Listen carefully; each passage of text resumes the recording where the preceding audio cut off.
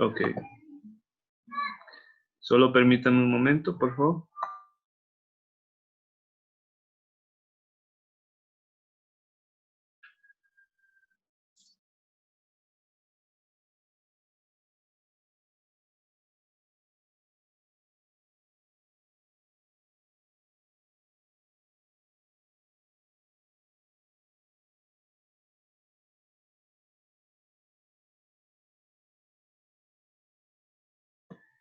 Ok, muy buenas a todos. ¿Me escuchan claramente?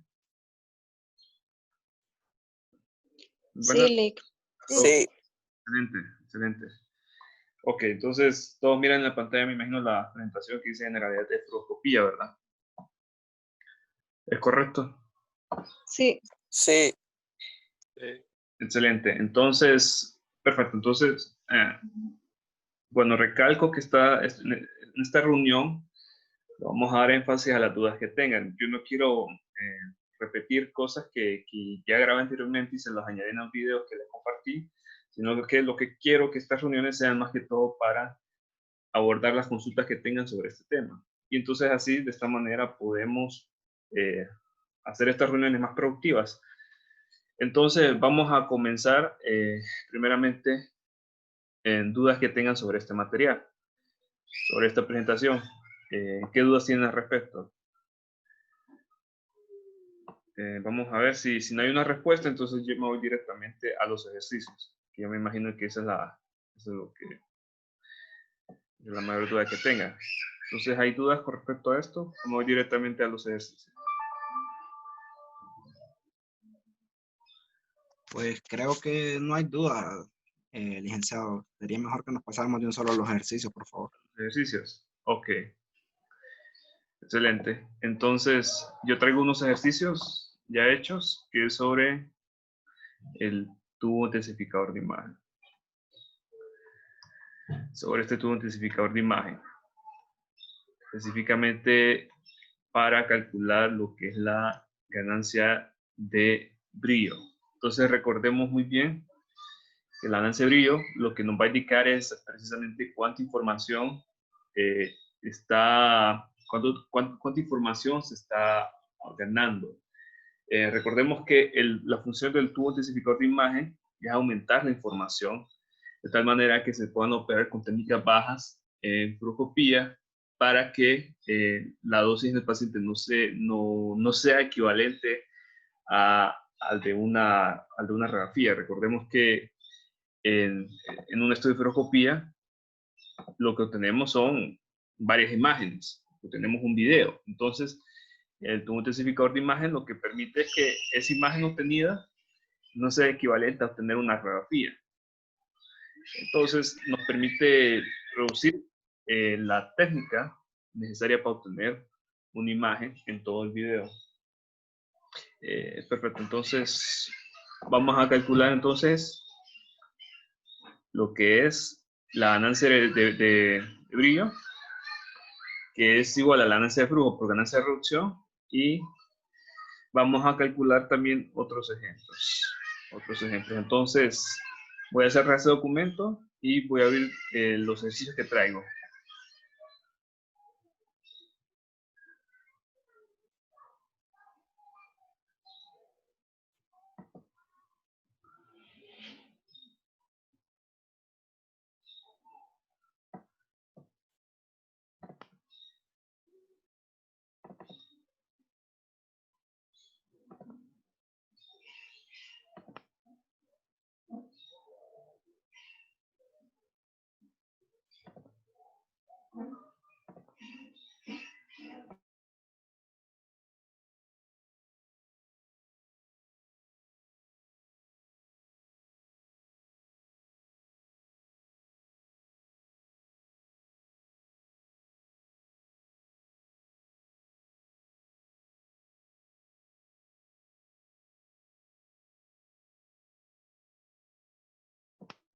Ok, miren el nuevo documento.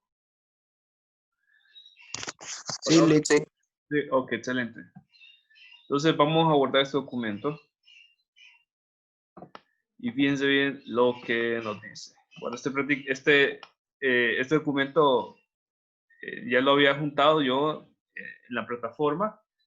Lo que pasa es que aquí lo que lo traigo ya es resuelto para que lo abordemos aquí en esta reunión.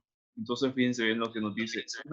Una cantidad de 4000 rayos X en el fósforo de entrada permiten que en el fósforo de salida se generen 1 por 2 a la 16 fotones de luz. El diámetro de salida tiene un ancho de 4 centímetros. Entonces, un ejemplo así como este, ustedes lo van a ir en el examen, donde nos dice, ok, tanta cantidad de rayos X pasan por la entrada y esto genera que en la salida se generen tantos fotones de luz.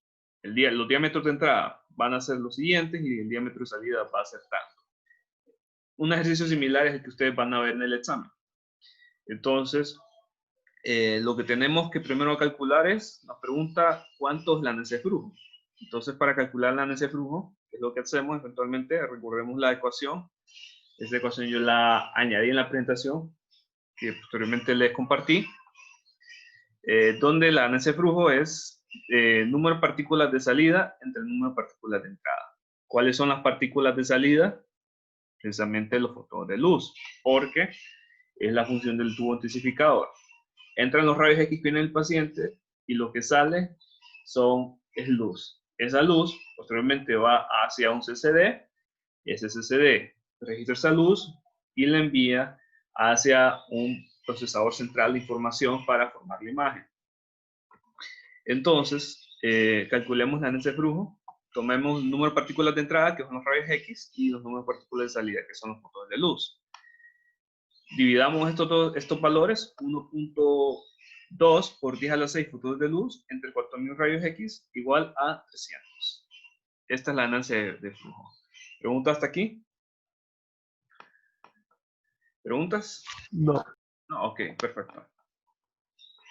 Lo siguiente, lo siguiente que nos pregunta, ¿cuánto es la ganancia de reducción si tomamos el diámetro de entrada de 17 centímetros? ¿Cuál es la solución? Bueno, eventualmente lo que tenemos que hacer, igualmente aplicar la fórmula para balance de reducción. ¿Cuál es la fórmula para balance de reducción? Diámetro de entrada entre diámetro de salida elevado al cuadrado. Esa va a ser la fórmula que aplicamos para balance de reducción. ¿Cuál es el diámetro de entrada? Fíjense bien aquí. Ustedes siempre van a ver varios tipos de entrada. Aquí este ejemplo les muestra con 2 tipos de entrada, pero pueden llegar a ser 3 tipos de entrada. ¿Por qué hay varios tipos de entrada? Porque hay una entrada que se utiliza para obtener una imagen en modo normal, hay otra entrada que se utiliza para obtener una imagen en modo aumentado y en otros tipos de giroscopio hay 3 entradas en donde la entrada menor es la que permite obtener la imagen de mayor aumento. Entonces, ustedes observen bien, cuando hablamos de entrada normal, siempre nos vamos a referir a la mayor entrada, es decir, al diámetro de entrada mayor que ven ustedes aquí. Ustedes ven una entrada de 27 centímetros y ven otra entrada de 17 centímetros. Entonces, la entrada normal va a ser siempre la mayor, 27 centímetros. Entonces, aquí nos pregunta, ¿cuánto es la ganancia de reducción si tomamos el diámetro de entrada de 27 centímetros? Es decir, precisamente esta entrada de aquí. ¿Qué es lo que hacemos? Bueno, tenemos la fórmula. Tomamos el 27 y fíjense bien que la fórmula dice que para calcular la ganancia de reducción tenemos que hacer división del diámetro de entrada entre el diámetro de salida. Entonces, serían 27 entre 4 elevado a la 2. Hacemos esa operación en su calculadora y les va a dar 45.56. ¿Les da eso? Me preocupa aquí esto porque quizás alguien por algún motivo no pueda realizar esta operación en la calculadora. Yo quisiera saber si hay alguien que no pueda realizar esta operación en la calculadora. Nadie. Ok, bueno, asumo que todos pudieron hacer esta operación en la calculadora. Simplemente 27 entre 4 elevado al cuadrado, 45.56. Excelente. Esto es como calculamos la ganancia de reducción. Fíjense bien, no hay que confundirse porque ustedes van a encontrar fórmulas similares. Ganancia de reducción, siempre vamos a tomar el diámetro de entrada y el diámetro de salida y elevado al cuadrado. Esta es la fórmula precisa para calcular esta ganancia de reducción. Luego, esto, habiendo calculado ya la ganancia de flujo y la ganancia de reducción, nosotros podemos eventualmente ya calcular la ganancia de brillo, que es lo que más interesa. La ganancia de brillo, entonces, va a ser igual a ganancia de flujo por ganancia de reducción. ¿Cuánto es la ganancia de flujo que obtuvimos? 300. ¿Cuánto es la ganancia de reducción que obtuvimos? 45.56. Multiplicamos esos dos valores. Y al multiplicar esos dos valores nos va a dar 13.668. Y esa va a ser la ganancia de brillo. Ahora, ¿qué nos indica la ganancia de brillo? Esto es importante. De hecho, es una pregunta es una pregunta segura para examen. ¿Qué nos indica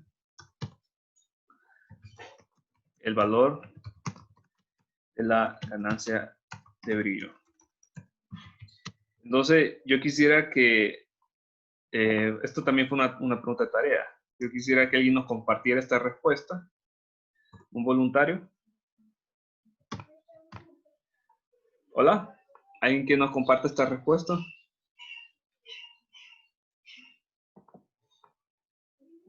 Hola, ¿me escucha? Vamos a ver un voluntario que nos compartiera esta respuesta, que nos indica el valor del ganancia de brillo. Licenciado, Sí, le escucho. indica cuánta información es la que se incrementa por el tubo intensificador. Exactamente, ¿cuánta información se incrementa? Se incrementa. ¿Y por qué es necesario incrementar la información? ¿Alguien más que me pueda ayudar con esa respuesta? ¿Por qué es necesario incrementar la información? Para utilizar bajas técnicas Exactamente, y radiar menos al paciente. exactamente.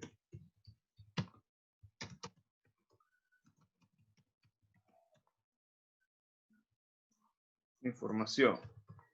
Entonces, para utilizar bajas técnicas. Y obviamente esto reduce la dosis en el paciente.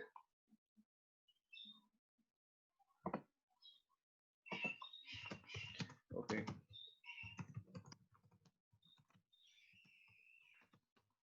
Bueno, eventualmente, por eso es que es importante calcular lo que es la ganancia de información, perdón, la ganancia de brillo. ¿Por qué?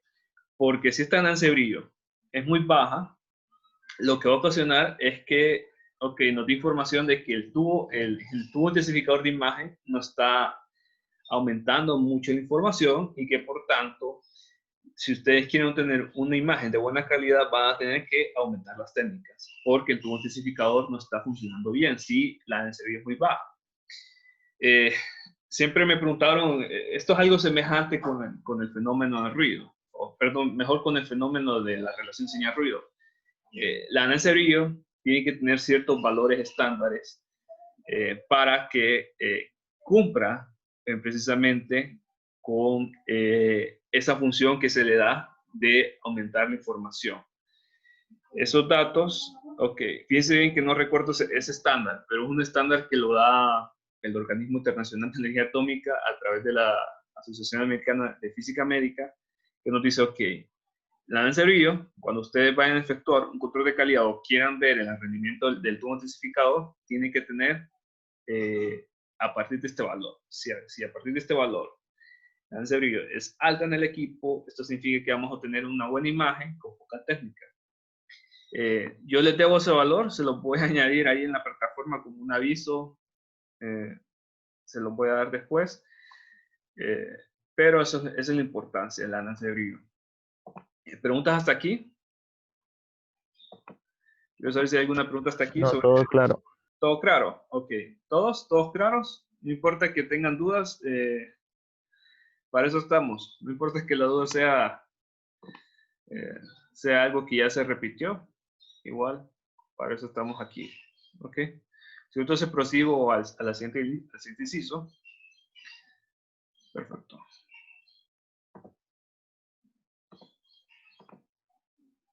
Ahora, fíjense bien lo que nos dice. El operador trabajará ahora en modo de 17 centímetros.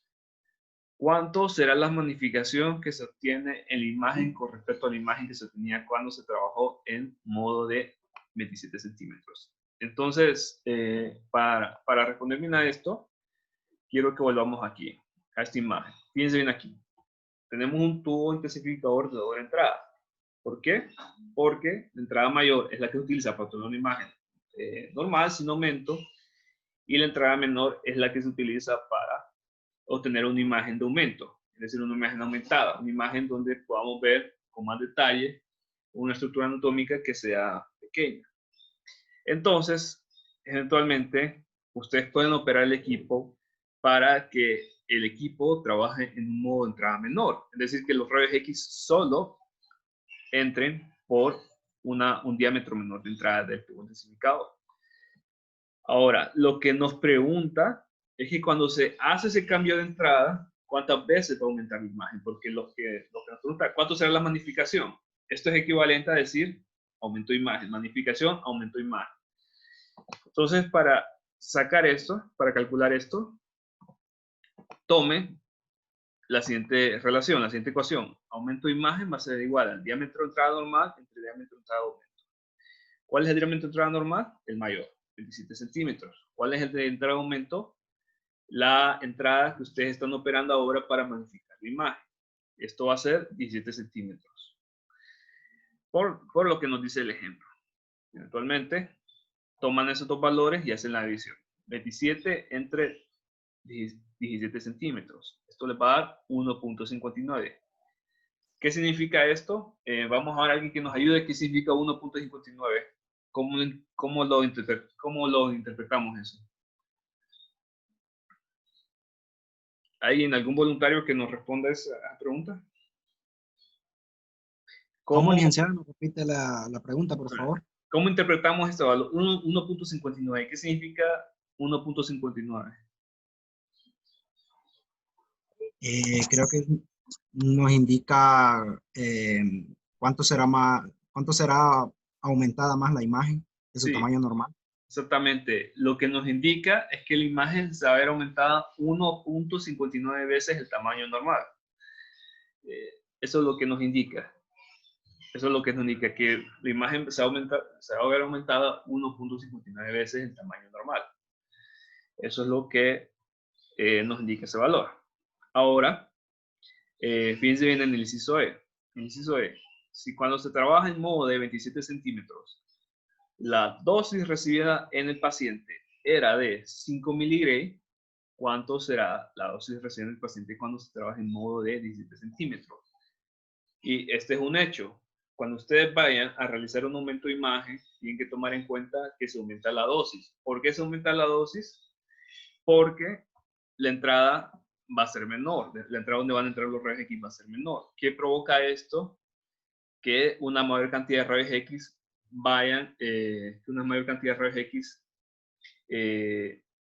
llegan al paciente sobre un área menor y que por tanto aumente la intensidad de los rayos X en esa área del paciente que se esté radiando. Entonces, por eso es que aumenta la dosis, porque aumenta la intensidad de los rayos X en el área del paciente que se está exponiendo para formar la imagen. Entonces, cuando ustedes hagan un aumento de imagen, tienen que considerar también que va a aumentar la dosis en el paciente. ¿Cuánto aumentar? Es precisamente lo que vamos a mostrar ahorita. Primero, tienen que tomar en cuenta esto, factor aumento de dosis. Factor de aumento de dosis lo que nos va a indicar es cuántas veces aumenta la dosis. Entonces, tomen en cuenta que para calcularlo, tienen que tomar la siguiente ecuación. El diámetro de entrada normal entre el diámetro de entrada aumento elevado al cuadrado. Hacen eso, toman esta ecuación. Ahora tomemos los datos. Nos dice, obviamente que la entrada en modo 27 centímetros, la entrada normal 27 centímetros, siempre va a ser la mayor, y la entrada de aumento va a ser 17 centímetros, va a ser la menor. Entonces tomamos estos valores, los dividimos y elevamos al cuadrado este resultado. Esto nos va a dar 2.52. Esto, obviamente, como ya les dije, lo que significa es cuántas veces aumentar la dosis. Ahora, si lo que nos pregunta es cuánto va a ser la dosis cuando se aumente la imagen, entonces van a tomar la dosis en el modo normal, es decir, la dosis cuando nosotros trabajamos en modo normal y lo multiplicamos por el factor de aumento. Entonces, la dosis en el modo aumento va a ser igual a la dosis en modo normal por factor de aumento de dosis. Solo multiplican esos dos valores, entonces sería 5 miligray por 2.52. Esto va igual a 12.6 miligray. Eso va a ser lo que aumentar la dosis. Fíjense bien que la dosis aumenta casi 2.5 veces, obviamente por el factor de aumento de dosis. Entonces, esa es una desventaja de cuando se trabaja en modo aumento en fluoroscopía, que aumenta la dosis. ¿Preguntas hasta aquí? ¿Preguntas? Nuevamente preguntas, si quieren que repita algo o tienen dudas con relación a este procedimiento. Ahorita es el momento. ¿Podría repetir, ingeniero, lo que acaba de decir? Ok, Por favor. ok. ¿Cuál es? ¿Solo el inciso E? ¿Solo el inciso E o...? ¿Solo el inciso E? Sí. Ok. Ok, voy a repetir esto. Voy a darle un... Aquí lo voy a poner para que se vea mejor el ejercicio, el inciso E, ¿verdad? Voy a repetir lo siguiente. Como les decía, cuando ustedes trabajan en modo aumento, es decir, quieren ver aumento de imagen, una de las consecuencias, una de las partes negativas es que se aumenta la dosis en el paciente. ¿Por qué se aumenta la dosis? Porque como la entrada en el que van a aumentar, como la entrada del tubo intensificador en el que van a pasar los rayos X va a ser menor, esto es producto de que se está reduciendo la colimación. Como se reduce la colimación en el tubo de rayos X, esto hace de que sobre el paciente caiga una mayor cantidad, la misma cantidad de rayos X, pero en un área menor. ¿Qué significa esto? Que sobre el paciente va a haber más intensidad de rayos X. ¿Qué pasa cuando hay más intensidad de rayos X cayendo sobre el paciente? Lo que va a ocurrir es que va a haber un aumento de dosis.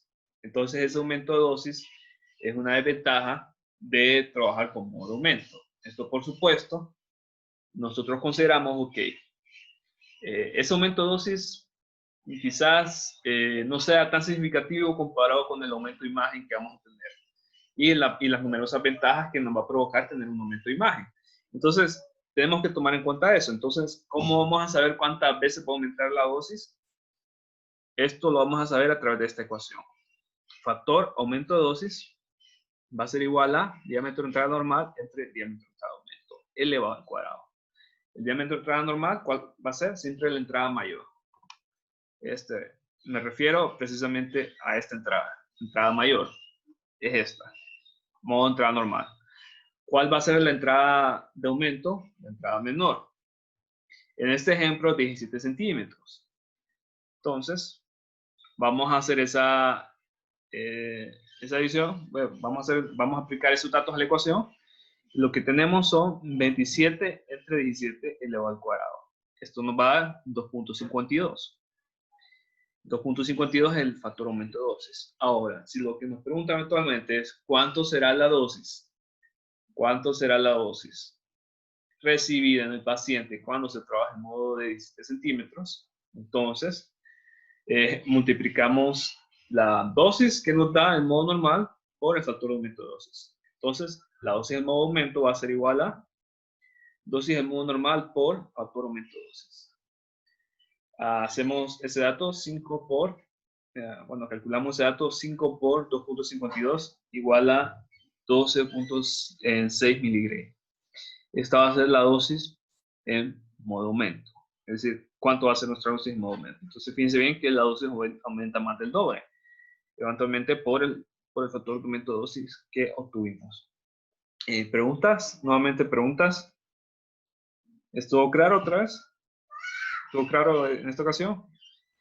Todo Sí. claro, todo claro, Está bien. Recuerden que este es el momento para salir de toda duda. O sea, si tienen dudas, lo vuelvo a repetir y así trabajamos en todo este tiempo. Ok, entonces hagamos ahora otro ejercicio.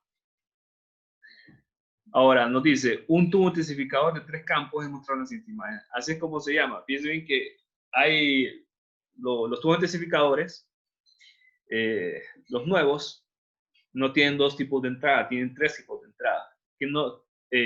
¿Qué nos permite esto? Ok. Esto lo que nos permite es obtener mayores modos de aumento. fíjese bien aquí, ocurre lo mismo que ocurría con el ejercicio anterior, con el ejemplo anterior. Siempre cuando los rayos X entren por la entrada mayor, vamos a tener una imagen en modo normal, es decir, en modo normal sin aumento. Cuando los rayos X entren en el modo entrada intermedio, vamos a tener un mayor aumento de imagen, pero el aumento va a ser de grado intermedio. Cuando los rayos X entren en el modo, en la entrada menor de las tres, esto lo que va a ocurrir es que nosotros tengamos el mayor aumento de imagen. O sea, el mayor aumento de imagen que se pueda operar en ese equipo. Y obviamente ustedes pueden configurar el equipo para seleccionar en qué entrada van a entrar los rayos X en el tubo especificador. Entonces, lo primero que nos pregunta es el inciso A. ¿Cuánto será la magnificación que se tiene en la imagen cuando se trabaje en modo de 17 centímetros con respecto a la imagen que se tenía cuando se trabajó en modo de 25 centímetros? Entonces, este inciso A es muy similar al inciso A es muy similar a uno de los incisos que tuvimos en el ejemplo anterior, en el ejercicio anterior, solo que nos dice, ok, ¿cuánto va a ser, cuánto peso va a aumentar la imagen cuando se opere en modo de 17 centímetros? Entonces, tomamos que la fórmula paramétrica del aumento de imagen va a ser igual a diámetro de entrada normal entre diámetro de entrada aumento. El diámetro de entrada normal, 25 centímetros, siempre en la entrada mayor. Entrada normal, siempre 25 centímetros. El diámetro de entrada aumento es la que nos indica, cuando ustedes tienen tres campos, se les va a indicar, ok, en qué modo van a entrar los rayos X. ¿Va a entrar en 17 o en 12? Es lo que nos va a indicar para calcular el aumento. Entonces, en este caso, lo que les indica es en 17, es decir, la entrada intermedia. Hacemos esta relación, esta división, 25 centímetros entre 17 y nos va a dar 1.47. ¿Qué significa esto? Que la imagen aumenta 1.47 veces su tamaño con respecto a la imagen que se tenía en el tamaño normal, en el modo normal. Entonces, bueno, ese es el ejemplo. Ahora vamos al inciso B. El inciso B es lo que nos pregunta: ¿cuánto será la magnificación que se obtiene en la imagen cuando se trabaja en modo de 12 centímetros con respecto a la imagen que se tenía cuando se trabajó en modo de 25 centímetros? Entonces, eventualmente ahora lo que nos dice, ok, ahora yo quiero dar un mayor aumento de imagen. Entonces, para un mayor aumento de imagen, yo configuro el equipo. Configuro el equipo para que ahora los rayos X entren en 12 centímetros para obtener un mayor aumento de imagen. Entonces, lo que deseo saber con esto es precisamente cuánto va a ser el aumento de imagen. Entonces, divido 25 centímetros entre 12 centímetros. Esto me va a dar 2.08. ¿Y qué significa? Que la imagen aumenta 2.08 veces su tamaño normal. Esto es lo que nos indica. ¿Hasta aquí alguna pregunta con estos dos incisos? ¿Pregunta hasta aquí? Nuevamente, siéntanse en confianza para hacer las preguntas respectivas. Si ocupan, que nos expliquen nuevamente. Si ocupan, que no saben dónde saqué cierto valor. Cualquier otra duda. ¿Hasta aquí? ¿Todo claro? Bueno, si no hay respuesta, yo avanzo. El inciso C. Ahora lo que nos pregunta, si cuando se trabaja en modo de 25 centímetros, la dosis recibida en el paciente era de 10 miligray, ¿cuánto será la dosis recibida en el paciente cuando se trabaje en modo de 17 centímetros? Ok, entonces ahora lo que nos pregunta es cuánto va a aumentar la dosis. Entonces, nuevamente para saber cuántas veces va a aumentar la dosis, permítame un momento. Sí, los ejercicios vienen en el examen. Todo lo que hemos visto hasta ahorita viene en el examen. Ok. Entonces, nuevamente, como les decía, para calcular el aumento de dosis va a ser factor aumento de dosis, va a ser igual a diámetro de entrada normal entre diámetro de entrada aumento elevado al cuadrado. Bueno, eventualmente nos dice que queremos operar ahora en la entrada de 17 centímetros para saber cuántas veces va a aumentar la dosis. Entonces tomamos 25, que es la entrada normal, la mayor entrada, entre 17 elevado al cuadrado. Esto nos va a dar igual a 2.16. Este es el factor de aumento de dosis. ¿Qué es lo que hacemos para saber cuánto va a ser la dosis en el modo aumento de 17 centímetros? Simplemente multiplicar dosis en modo normal, que va a ser 10 miligramos, por factor de aumento de dosis, que va a ser 2.52. Esto nos va a dar 25. Sí, le escucho. Es que ahí el factor aumento de dosis decía que nos daba 2.16 y usted tiene 2.52. Tiene razón, sí. Se me fue este dato, perdón. Tiene razón, gracias por la observación. Gracias por la observación. Ok, sí, corrijo este dato, voy a ver cómo puedo. Permítame, quiero ponerle aquí algo para corregir esto. No es esto. Voy a corregir esto. No es 2.52, perdón, no me fijé en eso. Es una de las ventajas de escribir esto en computadora, que a veces uno le va este tipo de datos. Entonces sería, en vez de eso, corrijo, entonces serían 10 miligramos por 2.16, ¿correcto? ¿Me ayuda en eso? ¿Cuánto nos da esto? Da 21.6 miligramos. Es correcto, 21.6. 21.6 miligramos. Y esta es la dosis que recibe el paciente cuando se trabaja en aumento. Entonces, esto es lo que tenemos que considerar cuando queremos saber el aumento de dosis. Ok. Si no hay dudas hasta aquí, procedo con el siguiente inciso. Y voy a borrar esto.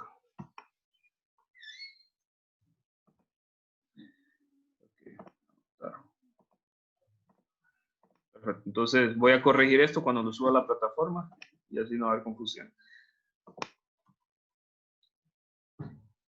Ahora, el inciso D nos dice, si cuando se trabaja en modo de 25 centímetros, la dosis recibida en el paciente era de 10 miligramos, ¿cuánto será la dosis en el paciente cuando se trabaja en 12 centímetros? Entonces lo que nos pregunta, ok, ahora quiero saber cuánto va a aumentar la dosis cuando yo trabaje en el modo entrada menor de los 3, que es 12 centímetros en este caso. Entonces, ¿cuánto va a ser el factor aumento de dosis? Primeramente, tomamos el diámetro de entrada normal y el diámetro de entrada aumento. Lo dividimos y lo elevamos al cuadrado. Resulta 2.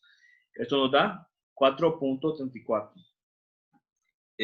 Bueno, ya tenemos el factor de entrada aumento de dosis y lo multiplicamos con la dosis de modo normal.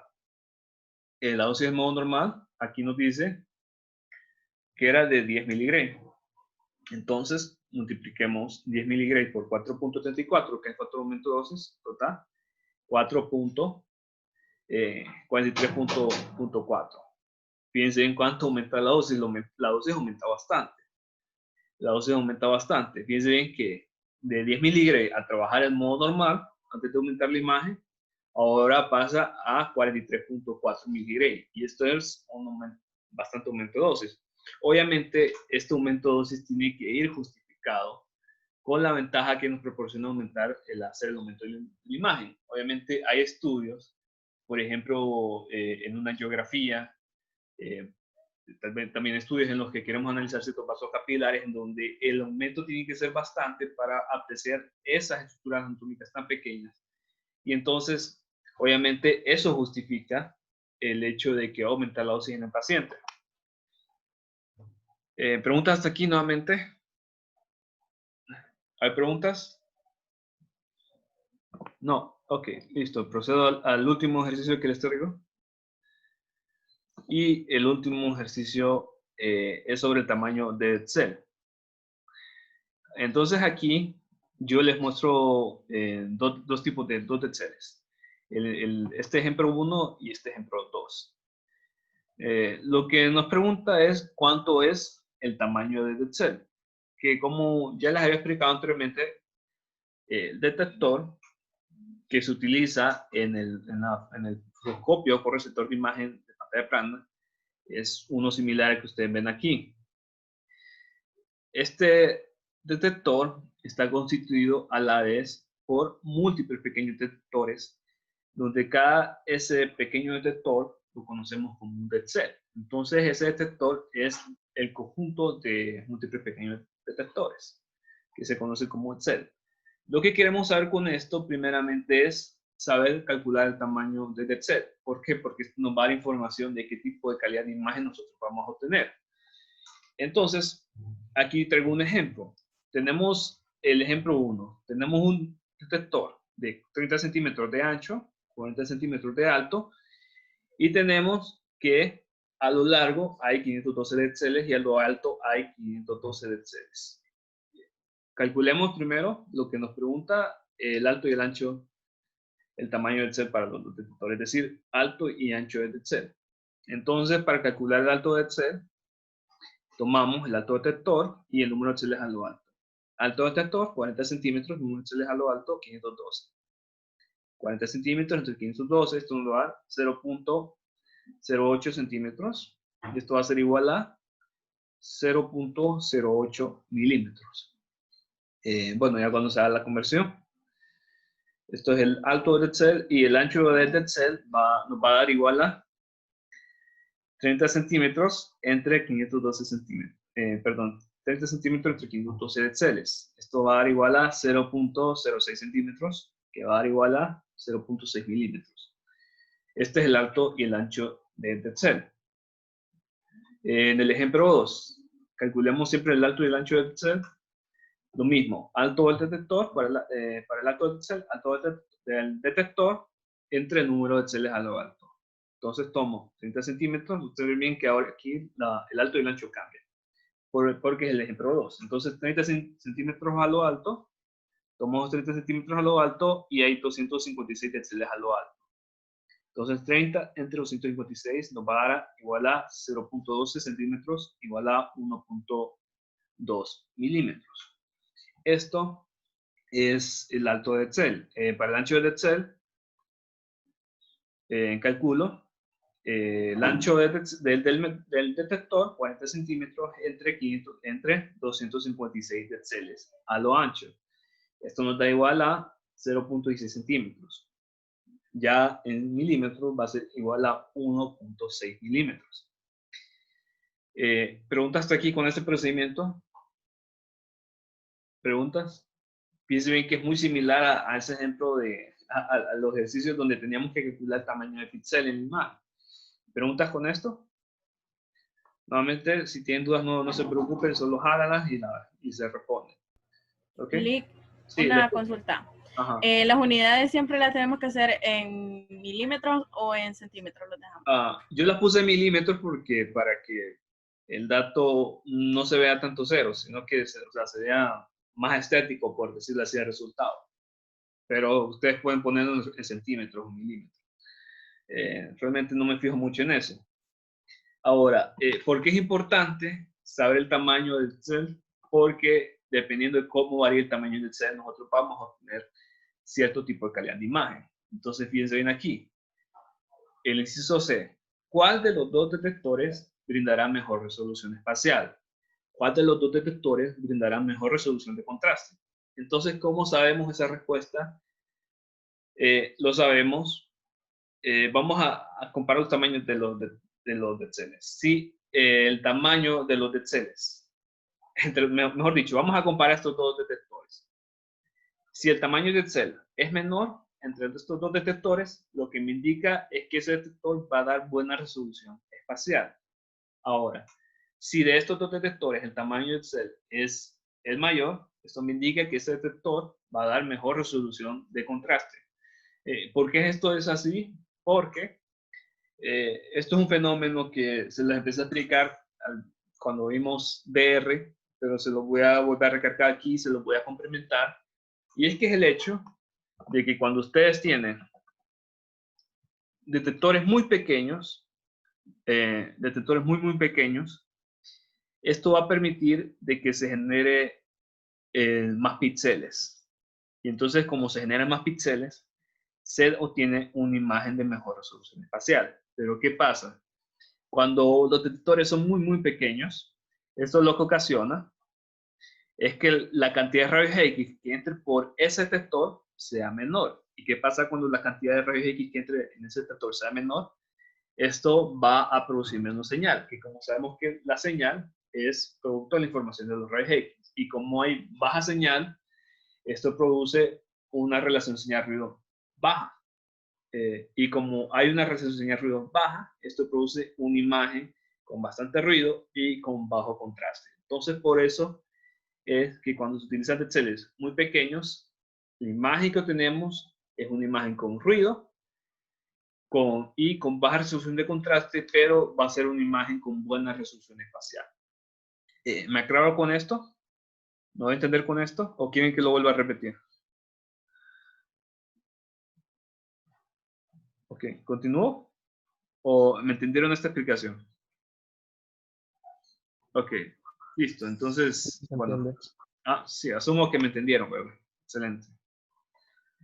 Entonces, respondamos al inciso C. Ahora, con la explicación que les di. ¿Cuál de estos dos detectores, el ejemplo 1 o el ejemplo 2, va a tener mejor resolución espacial? Observen bien el tamaño del detector del ejemplo 1. Alto, 0.8 milímetros. Ancho, 0.6 milímetros. Este es el tamaño del ejemplo 1. Ahora el ejemplo 2, tamaño de cel. Alto, 1.2 milímetros. Ancho, 1.6 milímetros. ¿Cuál de estos dos ejemplos es el que tiene mejor resolución espacial?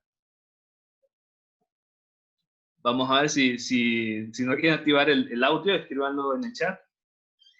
Escríbanlo en el chat que me digan del ejemplo 1 y del ejemplo 2, ¿cuál de estos dos detectores va a tener mejor resolución espacial? Le escucho, ajá, le escuchamos. El primero porque son más pequeños los DXL, entonces hace que Ajá, produzca más, por eso tener mejor resolución espacial. exactamente, va a tener mejor resolución espacial. Ahora, voy ahora con lo siguiente que nos pregunta. ¿Cuál de los dos detectores brindará mejor resolución de contraste? ¿El ejemplo 1 o el ejemplo 2? Observen bien el tamaño del cel en el ejemplo 2 y observen bien el tamaño del cel en el ejemplo 1. ¿Cuál va a producir mejor resolución de contraste? Vamos a ver, les escucho. Si no quieren activar el audio, los escucho en el chat. El ejemplo 2 porque Ajá. ¿Por qué? Ajá. los DXL son más grandes. Exactamente. Como que los rayos X interaccionan con un solo DXL que es más grande, entonces como que abarca más información. Exactamente. Como el del cel es más grande, captura más rayos X, más cantidad de rayos X. Entonces eso hace que se produzca una mejor señal. Esto hace que se produzca una imagen con mejor contraste. Eso es lo que significa. Entonces por eso es que es importante saber el tamaño del cel. Obviamente toda esta información se la da el fabricante. Se las da todo el fabricante, se las da también el vendedor. Entonces, toda esta información la pueden corroborar al momento de que ustedes quieran hacer un análisis del tipo de imagen que ustedes van a obtener con respecto al equipo. ¿Preguntas hasta aquí? Nuevamente, ¿avanzamos? Ok. Bueno, si no hay preguntas hasta aquí, continúo y voy a retomar con la presentación teórica.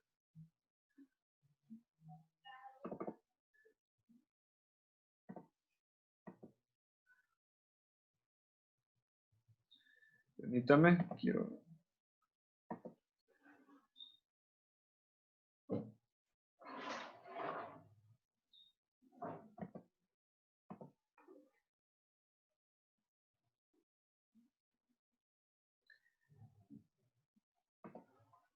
Ok, ¿todos logran ver la presentación que tengo ahorita? ¿Sí? ¿Me confirman? ¿Sí? Sí, sí se mira. Ok, sí se mira, perfecto. Excelente. Ahora, nuevamente, voy a retomar aquí. ¿Quieren que abordemos algo en especial en esta presentación? ¿Algo que no entendieron de esta presentación? Un aspecto teórico de esta presentación? ¿Algo que les confundió, una explicación que se dio, que los haya confundido? Hay un mensaje Lick en el chat dice, Lick, ¿podría explicar cómo se da la transferencia de información a los detectores? En el chat. Ok. Elizabeth, ¿podría activar el audio para, no sé, es que no, transferencia de información? Ok, ya le entendí ya. ya sé lo que quiere. Ok, ¿alguna otra pregunta? Ok, otra pregunta similar, algo que quieren que abordemos. Esta pregunta tiene que ver con los espejos, ¿verdad, licenciado? Que llevan la luz Sí, a los CCD. sí, ya sé lo que me está preguntando y también está incluido aquí. Eso es de CR. Bueno, eso es de CR, también lo de CR también lo empezamos a ver hoy, pero ahorita de fluoroscopía. Por los momentos de fluoroscopía.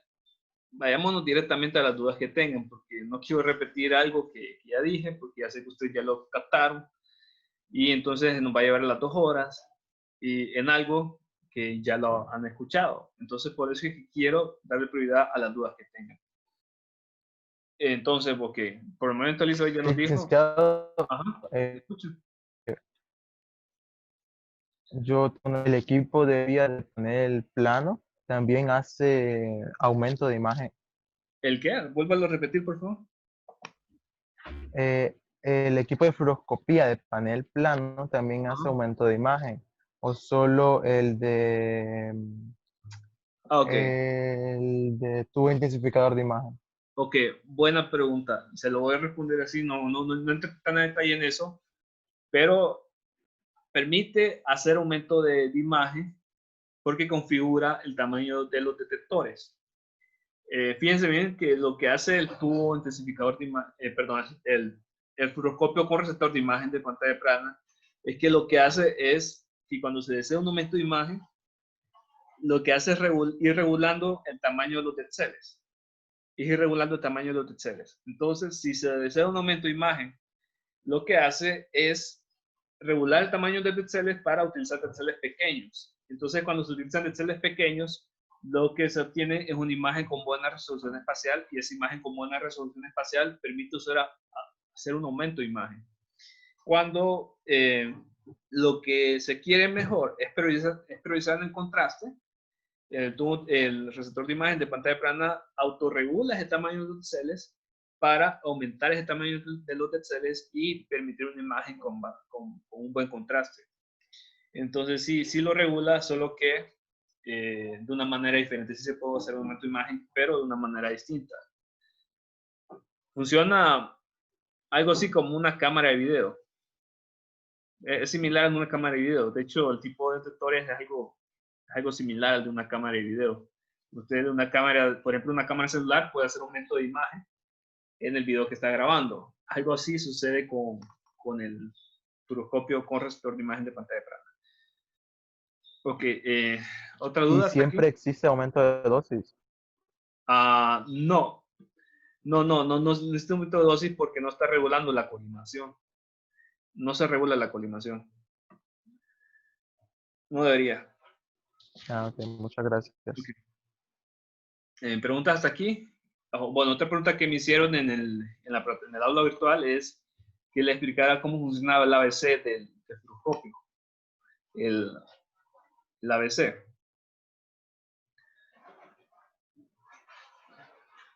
Vamos aquí.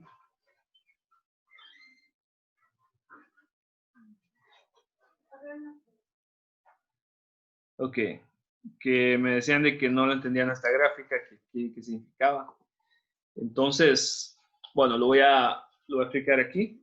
El control automático de brillo, o ABC por sus siglas en inglés, tiene una función similar al control automático de exposición que ya conoce en el equipo de radiografía.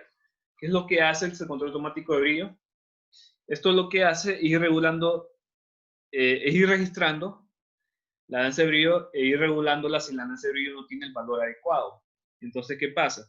Si la ganancia de brillo, no está obteniendo el valor adecuado, lo que hace este control automático es ir regulando la técnica automáticamente para aumentar ese ganancia de brillo y que se pueda aumentar la información. Entonces, ¿de qué manera aumenta la técnica?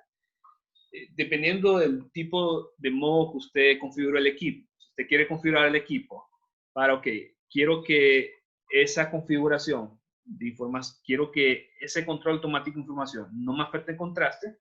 Entonces, ¿qué es lo que se hace? Para que no me afecte el contraste, lo que hace eventualmente, primeramente, es hacer un aumento, es ir aumentando más que todo el MA para que no le afecte el contraste. Como sabemos, un aumento de MA aumenta el contraste. Entonces lo que hace es ir aumentando más que todo el MA y ir aumentando en menor medida lo que es el KB, para que se genere un aumento de información, es decir, un aumento de información si estaba perdiendo, un aumento de enlace brillo si estaba perdiendo, e ir aumentando esa información, regulando la técnica, es decir, aumentando el MA y aumentando en menor medida lo que es el KB. Ahora, ¿qué pasa? Ustedes pueden configurar ese equipo, ¿ok? Para que el ABC aumente ese avance de información, pero vaya perjudicando el contraste y cuidando la dosis. Es decir, sin aumentar el MA, pero con el fin de cuidar la dosis. Como sabemos, si aumentan el MA, aumenta la dosis. Entonces, ¿qué es lo que hace el control automático de brillo? Ok, si ustedes lo configuran para que aumente la información, pero que cuide la dosis, eso lo que hace es hacer un aumento más que todo del KB y hacer un aumento, pero en menor medida del MA. Entonces, con esta configuración, ustedes van a, más que todo, cuidar el contraste y van a aumentar la información. Pero con esto, lo que hacen es más que todo cuidar la dosis, pero ir aumentando la información para que no se vaya reduciendo la ganancia de brillo. También existe lo que es un modo equilibrado. ¿Qué significa esto? Que quiero que aumente en la misma medida el KB y el MA. Entonces, con esto yo tengo un equilibrio entre el contraste y dosis. Así, yo estoy teniendo una imagen con un contraste regular, pero sin aumentar tanto la dosis. Esto es lo que, así como opera el control automático ABC. Ok. ¿Otra duda con este documento? Nuevamente, ¿dudas con este documento? Si no, pasamos lo que es ACR. No hay dudas con este documento. Ok, ¿dudas con este documento? ¿Nada? Ok. Perfecto. Entonces asumo de que no tienen otra duda. Asumo de que la explicación sí se entendió por completo, la que les envié. Y entonces nos vamos a ACR.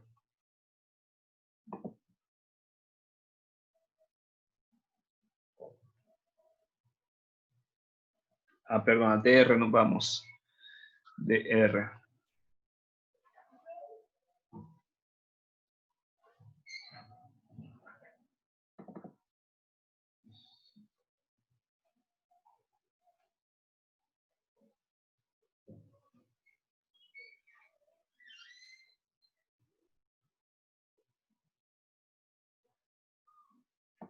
Ok, ¿ven la presentación? Radiografía digital DR. ¿Sí? Ok, ¿me confirmas? ¿Ven la presentación, sí o no? Sí. Ok, Sí, excelente. Sí. Ok, excelente. Entonces, vamos a ir a lo que nos preguntó Elizabeth, que cómo es esa transferencia de información. Nos vamos a ir directamente a eso. Ok, vamos a empezar aquí, sí. Ok, para explicar lo que es el sistema de transferencia de información, hay que abordar ciertos elementos primero.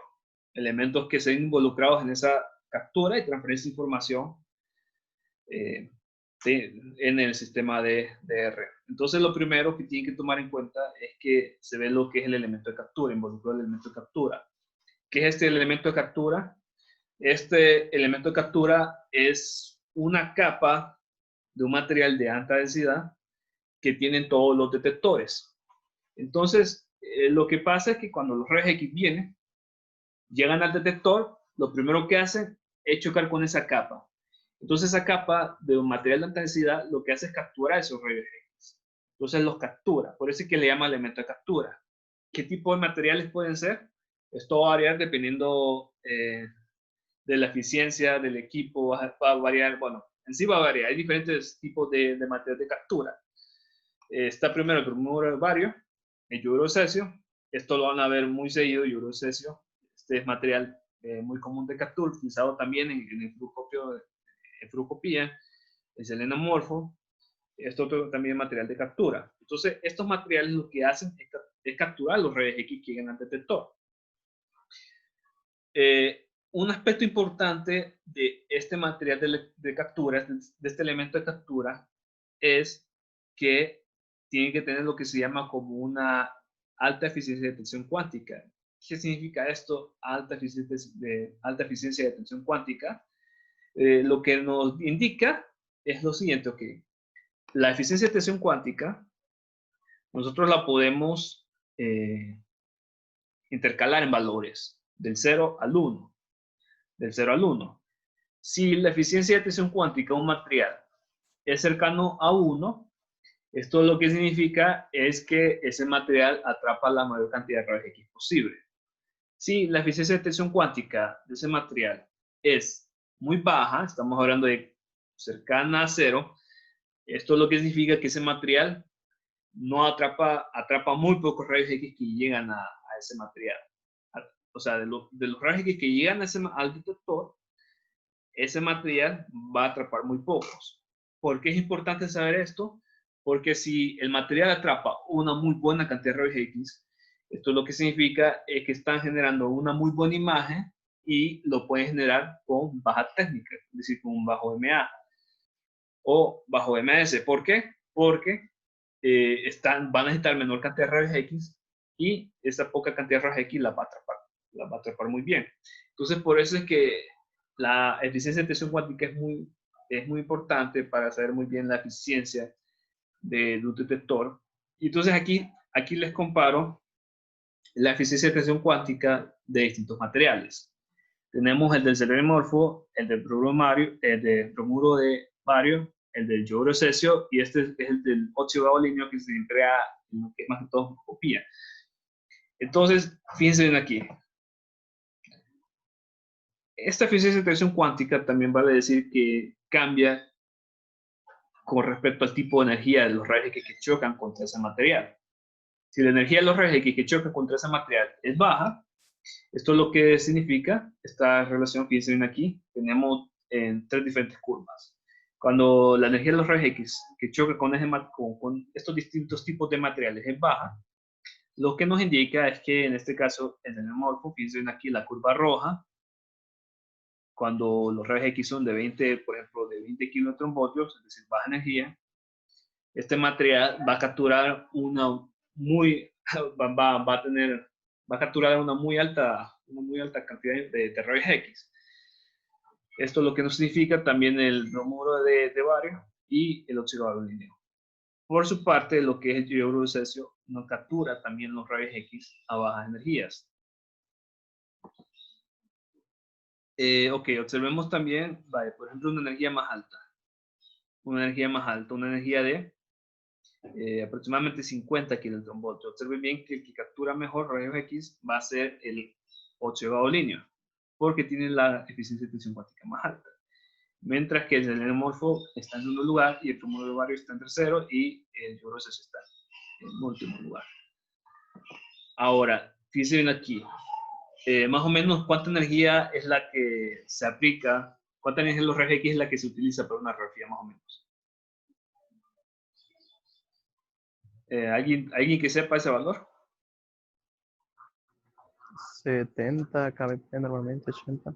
Sí, aproximadamente eso. Es decir, es un equivalente. 70, 80, por ahí, ¿verdad? Quiero que miren 80. 80 kilovoltios. De estos 3 materiales, ¿cuál tiene mejor eficiencia de detección cuántica? Aquí, 80. ¿Cuál tiene mejor? El ¿Cuál rojo. captura mejor cantidad de rayos X? Es el xenomorfo, ¿verdad? Aquí está AC, xenomorfo. Y fíjense bien que la curva es la más alta. ¿Qué es lo que significa esto? Que el xenomorfo tiene la mejor eficiencia de detección cuántica, es decir, captura la mayor cantidad de rayos X para el valor de para la energía de rayos X que se aplica normalmente en lo que es el diagnóstico. Entonces, por eso es que el xenomorfo, o sea, captura muy bien los rayos X, entonces los detectores que tengan elementos de captura de xenomorfo tienen una muy buena eficiencia de detección cuántica porque captura muy bien los rayos X a la energía que se emplean para el radiodiagnóstico. Ahora vamos a lo que es lo siguiente, el elemento de acoplamiento. este elemento de acoplamiento, su función es, ok, los rayos X que atrapó el elemento de captura, lo que hace este elemento de acoplamiento es llevarlo a lo que es el CCD o una configuración de CCD y TFT. Porque cuando la información llegue a CCD o TFT, esta posteriormente la va a enviar a un sistema central de información para formar una imagen. Entonces, esa información que tiene que ir del elemento de captura a lo que es SSD o TFT, tiene que pasar por lo que es un elemento de acoplamiento. Entonces, ese elemento de acoplamiento lo que permite es transferir esa información capturada a lo que es el SSD o TFT, o una configuración de SSD y TFT.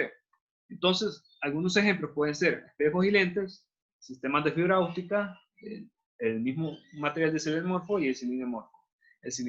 Ya vamos a ver ejemplos de eso mejor a detalle. Entonces, también está el elemento de recogida, que lo que hace es recoger esa información que capturó el elemento de captura y que llegó a través del elemento de acoplamiento. Lo que hace el elemento de recogida es recoger toda esa información.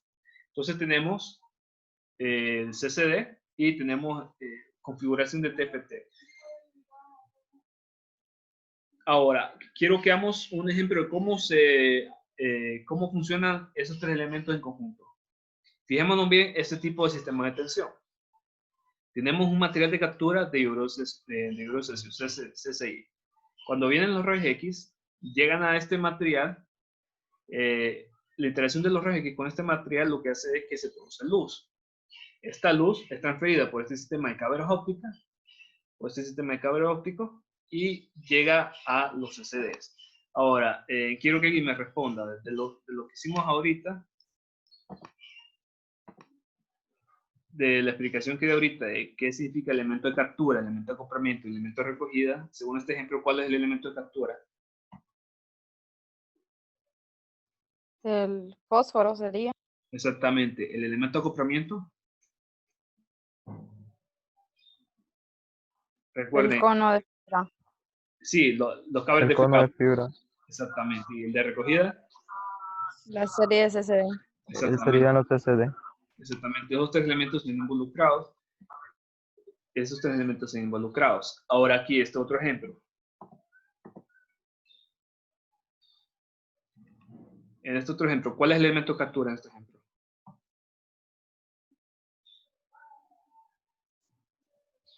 ¿Cuál es el elemento de captura? ¿Lo escucho? ¿Elemento de captura? Ok.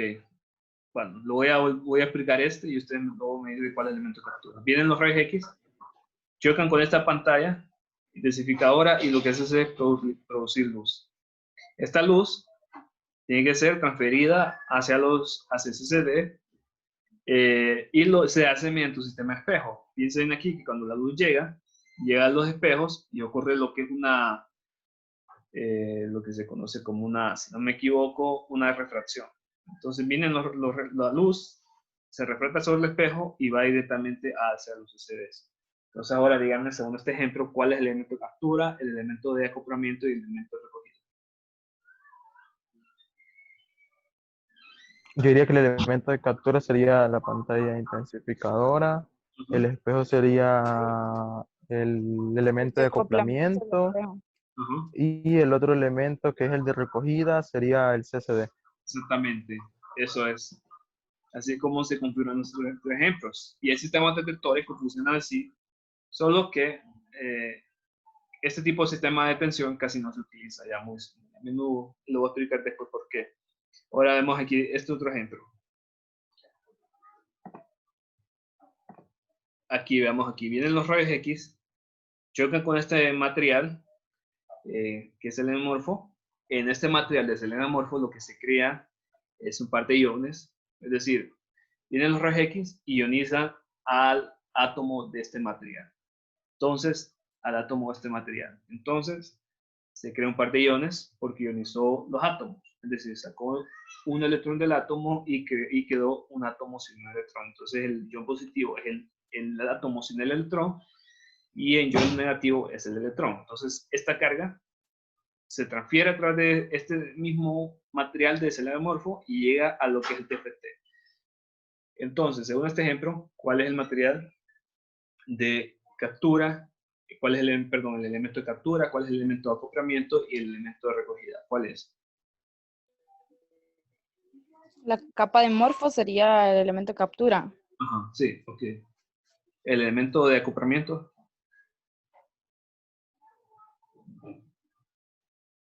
¿Cuál sería?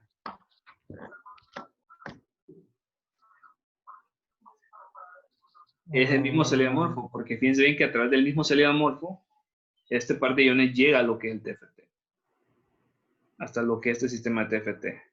¿Y cuál es el elemento de captura? Perdón, el elemento de recogida. El TFT. Ajá, exactamente. El TFT. Sí, ok, eso es. Estos los ejemplos. Entonces, en esta la capa de el morfo sirve licenciado, como recogida y acoplamiento. Exactamente, puede servir de ambas. Por eso es que aquí le di un ejemplo, fíjense, aquí le di más ¿Qué arriba. es lo que hace que pueda servir de ambas? Permítame. Aquí porque está. lo coge y lo lleva a los FT, supongo. Sí, porque en el mismo material lo captura y a través del mismo material se traslada hacia el TFT, hacia el sistema TFT. Fíjense bien aquí. No hay ningún sistema de espejos, no hay ningún sistema de cable. Fíjense bien aquí. Es en este mismo material donde se transfiere toda esa información hacia el sistema TFT. Por eso es que el mismo material. Ahora, otra cosa que quiero abordar, bueno, me voy a saltar esto, los SSD y TFT, esto lo explico, es la eficiencia de estos materiales. Aquí lo voy a comparar con esto. Aquí, esto es lo que se conoce como función de dispersión lineal, y esto lo que nos indica es cuánto es el grado de información que se está perdiendo en la imagen a través de lo que es la borrosidad que se observa en la imagen. Entonces, observen bien aquí. En distintos sistemas de captura tienen distintas eficiencias, es decir, no capturan también los rayos X como otros. Observemos bien de pantalla de película que ustedes ya conocen, que es el telegrafía convencional, y observemos lo que es la gráfica de función de dispersión lineal. Esto lo que nos indica, ok, si esta gráfica aquí es muy delgada, esto lo que nos indica es que la imagen resultante va a tener menos borrosidad y como resultado, y esto es el resultado de que en este proceso de captura se esté perdiendo menos información. Esto es lo que nos indica. Observemos bien que aquí tenemos 5 grafiquitas así como esta. La más delgada es precisamente la que muestra menor grado de borrosidad en la imagen, y esto es producto de que en el sistema de imagen se pierda menos información. Entonces aquí tenemos el de pantalla de película. El de pantalla de película, la gráfica, tenemos esta gráfica. El de grafía computarizada, tenemos esta gráfica. El de un sistema de captura de silicio amorfo, que este no lo vimos tan a detalle. Vemos otro sistema de captura donde está es este mismo, un ejemplo similar que les mostré anteriormente, donde tenemos la capa de hidrocecio, el sistema de cables de fibra óptica y SSD. Y aquí tenemos otro sistema con selenomorfo, donde el sistema de captura es selenomorfo y el mismo sistema de transferencia de información, es decir, el mismo sistema de acoplamiento es selenomorfo, y los sistemas de recogida es un sistema de TFTs. Lick, no sé si fue mi internet, pero lo escucho entrecortado. No sé si podría explicar desde el CCD, El CCD, aquí. por favor. Aquí. Sí, a partir de ahí, que lo escucho entrecortado. Sí. Aquí tenemos otro sistema, donde tenemos un sistema de captura en el que hay una capa de hidrocecio, CCI, un sistema de acoplamiento donde hay un sistema de cables de fibra óptica y un sistema de CCDs, que son los de recogida. Aquí tenemos otro ejemplo donde el sistema de captura es el selenomorfo, el mismo sistema de selenomorfo es el de acoplamiento y el sistema de recogida es el TFT. Entonces, tenemos 5 sistemas de detención de información. ¿Cuál de estos sistemas es más eficiente? Lo sabemos por esta grafiquita aquí que nos indica que aquí hay menor grado de borrosidad en la imagen. Esta gráfica, como les decía, es lo que se conoce como función de dispersión lineal. ¿Cómo se obtiene esta gráfica de función de dispersión lineal? Ok. Lo que se hace es tomarle radiografía a un objeto. Digamos que en este caso ustedes quieren tomarle una radiografía a una barra. En esa barra, obviamente, ustedes no, a la radiografía de una barra, ustedes no van a obtener una barra muy precisa, sino que ustedes van a ver el objeto y con cierto grado de borrosidad a las orillas. Entonces, lo que se hace para saber qué tan buena es la calidad de la imagen que estamos teniendo es medir qué tanto es el grado de ennegrecimiento en ese grado de en las orillas, es decir, qué tanto grado de ennegrecimiento hay en las orillas. Entonces, si las orillas tienen menor grado de ennegrecimiento que justamente en el centro, todo eso se va registrando. Okay, aquí lo que se va registrando es precisamente la longitud a lo ancho de esa barra, y qué tanto va a ser el grado de ennegrecimiento que se muestra en esa imagen. Entonces, si esa gráfica es muy delgada, muy delgada, esto significa que no hay mucha borrosidad en las orillas. Entonces, lo que nos indica que la imagen tiene menos grado de borrosidad. Y como tiene menos grado de borrosidad, esto significa que se está perdiendo menos información en ese sistema de información que brinda la imagen. Entonces, de estos 5 ejemplos, ¿cuál ustedes ven que es el sistema más eficiente que da menor grado de borrosidad? El sistema de Celesio diamorfo, Sí. seleniomorfo. Seleniomorfo, exactamente, el sistema seleniomorfo. Por eso es que los detectores con seleniomorfo son muy eficientes, pero a la vez son muy caros. Y usualmente ustedes van a ver que es mucho más barato comprar sistemas con yoduro de cesio y CCD que en base a seleniomorfo. Porque son más baratos los sistemas con yoduro de cesio. Ok, ¿hasta aquí alguna duda? ¿Dudas hasta aquí? ¿Preguntas? Ok, si no hay dudas o preguntas sobre este documento, podemos dejarlo hasta aquí si gustan. Damos la prioridad a lo que venían ustedes con la duda. Entonces, no sé si quieren que lo dejemos hasta aquí o seguimos con algunas dudas que tengan sobre este documento. Ok. Para mí está claro, licenciado. Está claro, sí, ¿verdad? Excelente. ¿Los demás? Ok. ¿A los demás? ¿Necesitan que veamos algo más a detalle o lo dejamos hasta aquí? Ok. Bueno, creo que está claro todo, me imagino. Todo está claro. Entonces, si no hay dudas, dejemos la sesión hasta aquí y recuerden que el miércoles el examen, la hora está por aclararse. El documento que les enseñé al inicio lo voy a subir a la plataforma para que ustedes lo vean y lo puedan estudiar también más a detalle en su casa. Y entonces el miércoles que haré el examen, la hora por confirmar, vamos a discutir más tarde, cuando salga con los de la siguiente reunión. Y la siguiente reunión de Zoom, yo la voy a mover. Se los voy a avisar en el transcurso de la semana qué día va a ser la siguiente reunión de Zoom, porque con eso de que movimos el examen, también se mueven las reuniones de Zoom programadas. Entonces, perfecto, dejemos todo esto aquí y nos vemos para la siguiente ocasión. Éxitos entonces. Eli, una Sí. pregunta sobre el examen. Ajá, le escucho. Respecto a los ejercicios, ¿cómo vamos a hacerlos? ¿Tenemos que hacerlos en páginas de papel blanco, tomarle foto y subirlo después? Todo ¿O eso, cómo será? todo eso yo lo voy a dar en las instrucciones para hacer el examen. Todo eso lo voy a explicar aquí en las instrucciones. Todo eso lo explico. Ok. Está bien. Gracias. Excelente. Bueno, éxitos a todos. Feliz tarde. Gracias, igual. Bueno, adiós. Igual.